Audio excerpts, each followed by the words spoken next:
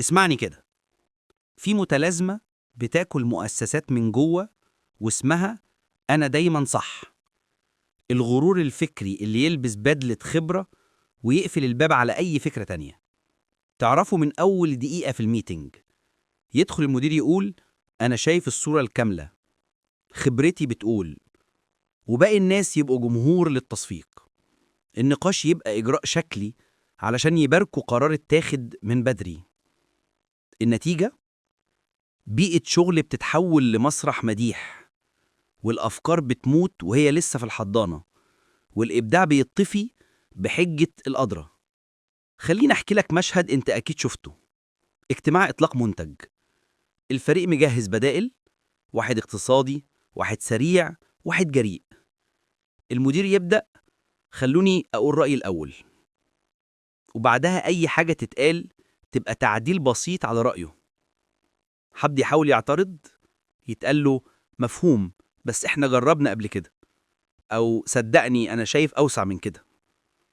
الاجتماع ينتهي بخطة شكلها شيك، بس من غير أسئلة صعبة ولا زوايا جديدة. بعد شهر الخطة تتعطل واللوم يلف حوالين الفريق، مع إن أصل المشكلة إن رأي واحد غطى على باقي العقول. ليه بيحصل كده؟ لأن في مؤسسات بتكافئ الثقة الزائفة أكتر من التفكير الهادئ. مدير خايف يظهر ضعيف فيلبس مقنع العارف بكل شيء.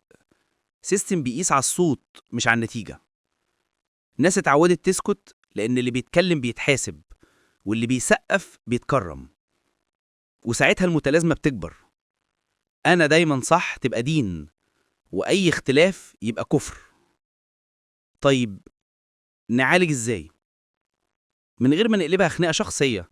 لو أنت مدير وبتسمعني، خد القواعد دي كضمان جودة لعقلك قبل قراراتك. أولا، اتكلم بعد ما تسمع. ادي للفريق دقيقتين 3 يعرضوا البدائل قبل ما تقول رأيك، لأن أول رأي بيجر باقي القاعة وراه. تانيا، اسأل السؤال الذهبي: إيه اللي أنا مش شايفه؟ مش مين مختلف معايا. السؤال الأول يفتح باب الحقيقة، التاني يفتح باب التحدي. تالتا، عين واحد كل أسبوع يبقى محامي الشيطان رسمي، يعارض القرار المقترح ويورينا مخاطره. رابعا، اعمل ما قبل الوفاء قبل أي إطلاق. لو فشلنا، ليه هنفشل؟ النقاش ده ينقذك من حوادث كتير.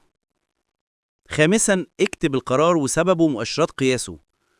لما القرار يبقى متوثق، الغرور يهدى والناس تركز في النتيجة. سادسا، كافئ اللي جاب لك معلومة وجعتك وأنقذتك زي ما تكافئ الناس في الصح.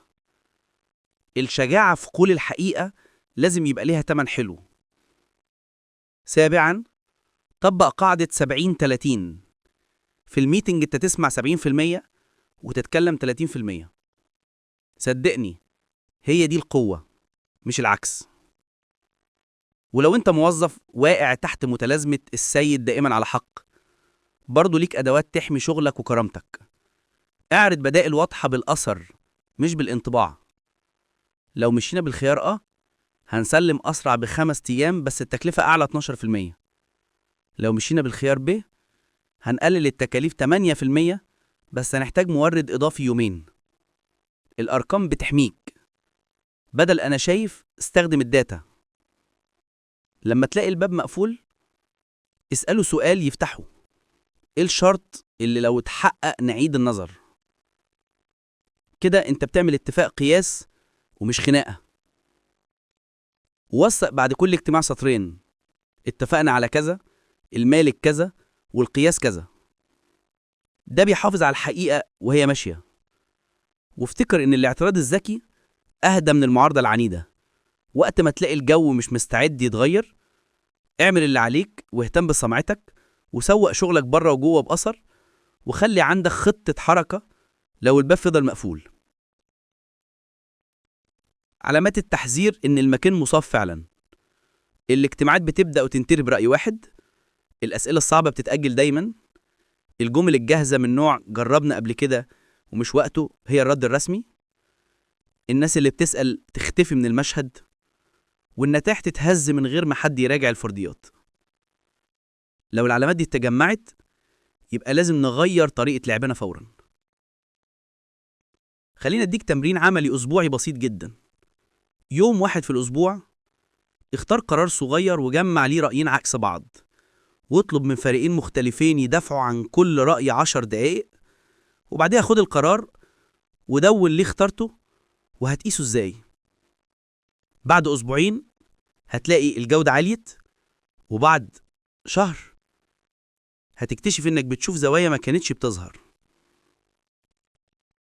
تمرين تاني، قبل ما تقول خبرتي تقول، جرب تقول خلونا نختبر الفرضية على عينة صغيرة ونشوف النتيجة.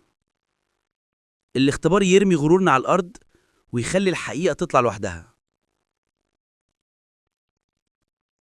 في النهاية الذكاء المهني الحقيقي مش إنك تثبت إنك على الحق.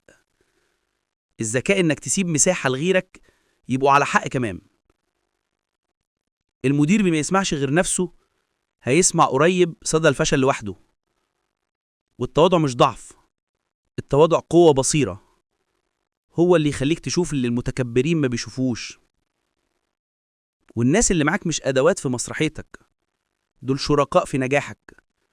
لما تديهم فرصة حقيقية يقولوا لأ من غير ما يتعاقبوا، هتسمع نعم أقوى 100 مرة وقت التنفيذ. عايز الحلقة دي تبقى بداية نقاش مش نهايته. اكتب لي في الكومنت جملة سمعتها من مدير مصاب بمتلازمة أنا دايما على حق، وانت شايف البديل الذكي ليها كان هيبقى ايه؟ أو احكي لي موقف اتقالت فيه كلمة وجعت بس أنقذت قرار. ومنشن حد محتاج يسمع الرسالة دي. قوتك في أذنك قبل لسانك. لما نسمع أكتر ونقيس أحسن هنغلط أقل وننجح أسرع.